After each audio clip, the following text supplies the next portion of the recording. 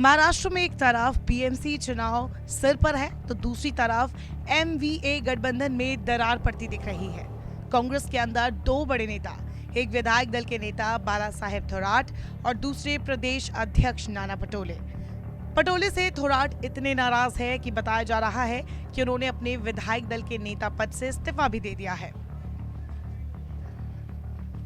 उद्धव की शिवसेना के संजय राउत ने भी अपने सामना में आरोप लगाया है कि अगर पटोले विधानसभा स्पीकर पद से नहीं इस्तीफा देते तो महाराष्ट्र की अघाड़ी सरकार नहीं बिखरती।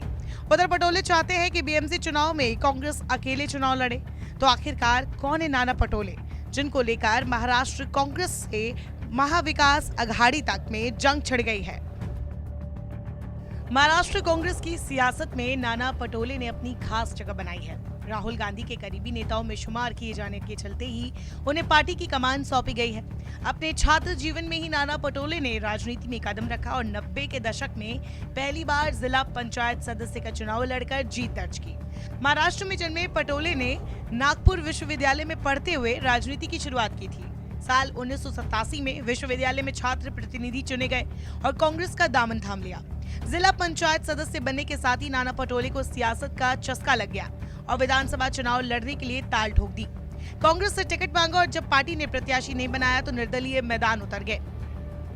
निर्दलीय चुनाव नहीं जीत सके तो कांग्रेस में शामिल हो गए।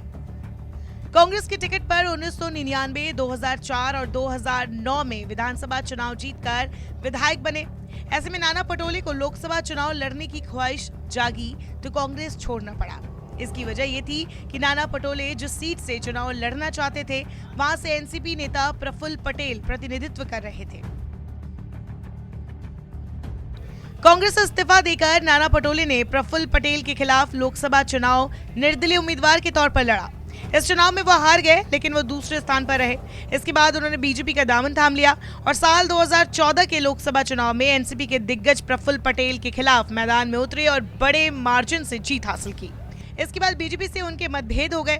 साल 2018 में नाना पटोले वापस बीजेपी से इस्तीफा देकर कांग्रेस में शामिल हो गए। नाना पटोले ने 2019 में नितिन गडकरी के खिलाफ भी नागपुर सीट से चुनाव लड़ा, लेकिन जीत नहीं सके। इसके बाद 2019 में अपनी पुरानी सीट से विधायक चुने गए। बीजेपी को 2019 में सत्ता से रोकने के लिए उद्धव ठाकरे की अगुवाई में महाविकास अघाड़ी की सरकार बनी, जिसमें कांग्रेस, शिवसेना और एनसीपी भी शामिल थी। ऐसे में नाना पटोले के राजनीतिक करियर को देखते हुए उन्हें महाराष्ट्र विधानसभा का स्पीकर चुना गया। महाराष्ट्र में कांग्रेस ने बाला साहेब थोराट को मंत्री बनाया तो उनकी जगह पर नाना पटोले को प्रदेश अध्यक्ष की कुर्सी सौंपी गई। नाना पटोले की पहचान महाराष्ट्र की सियासत में किसानों के मुद्दों को उठाने के लिए जाना जाता है। विधानसभा अध्यक्ष रहते हुए नाना पटोले को प्रदेश अध्यक्ष की कमान सौंप दी गई। माना जाता है कि राहुल गांधी की मर्जी से उन्हें महाराष्ट्र कांग्रेस का अध्यक्ष बनाया गया। नाना पटोले ने कांग्रेस प्रदेश अध्यक्ष के तौर पर अपनी टीम का गठन किया तो उसी समय विरोध के सुर उठने लगे।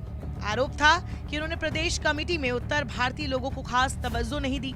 एमएलसी चुनाव में नाना पटोले ने कांग्रेस के पूर्व प्रदेश अध्यक्ष बाला साहेब थोराट के रिश्तेदार सुधीर तांबे के बेटे सत्यजीत तांबे को टिकट नहीं दिया और साथ ही उसके बाद निर्दलीय चुनाव में उतरने पर उनके खिलाफ एक्शन लिया। बताया जाता है कि बाला साहेब थोराट इसी को लेकर नाराज चल रहे हैं। थोराट ने सीएलपी पद से इस्तीफा दे दिया और हाईकमान को खत लिखकर नाना पटोले के साथ काम नहीं करने की बात कही।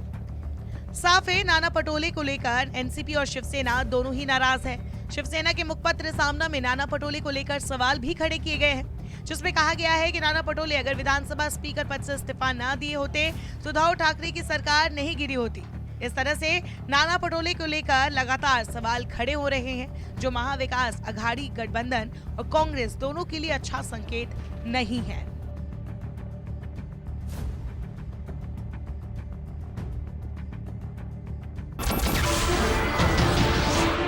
नमस्कार, मैं हूं मानक गुप्ता। अगर आपको हमारा ये वीडियो पसंद आया हो तो इसे लाइक और शेयर जरूर करें और हाँ, हमें सब्सक्राइब और फॉलो करना ना भूलें ताकि आप देश और दुनिया की कोई खबर मिस ना करें। तो जुड़े रहिए हमारे साथ और देखते रहिए न्यूज़ 24।